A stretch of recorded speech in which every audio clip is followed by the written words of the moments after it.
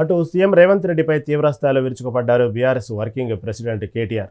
రేవంత్కు దమ్ముంటే కూలిందంటున్న మేడిగడ్డ బ్యారేజ్ మీదనే చర్చ పెడదామని సవాల్ విసిరారు. ఎంతమంది కాదు ఎంత లంగలంటే ఏది పడుతుంది చెప్పుకుంటా మీరు నోటికి ఎంత వస్తా అంత. శ్రీధర్ బాబు అంటే ఆయన రాసిండు మేనిఫెస్టో, చైర్మన్ ఆయన దాన్ని. నేను అసెంబ్లీలో ఆయన లేచినప్పుడల్లా అడుగుతా, ఏమైనా నువ్వేగా చైర్మన్ ఇలా బాగా నడుపుతున్నావు, ఇస్తామండి అంటాడు.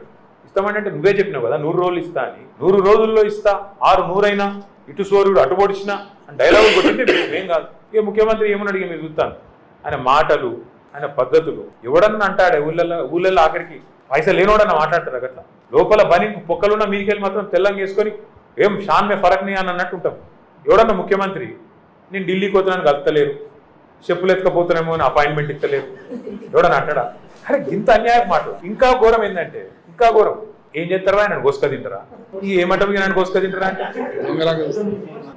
కోసుక తింటా గుర్రెనా మేకనా లేకపోతే చికెనా కోసుక తింటారా? నన్ను ఏం చెప్తారు మీరు అంటే నేను గద్దె మీద కూర్చున్నా ఇప్పుడు నన్ను ఏం బిక్తారు మీరు అంటుండ్రు.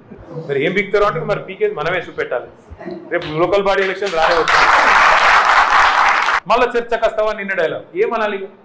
చర్చకు పిలిస్తేనేమో పారిపోతాడు బిరికి సన్నాసి. మళ్ళీ చర్చకు వస్తావా కేసీఆర్ నాగార్జున సాగర్ కట్ట మీదకి వస్తావా?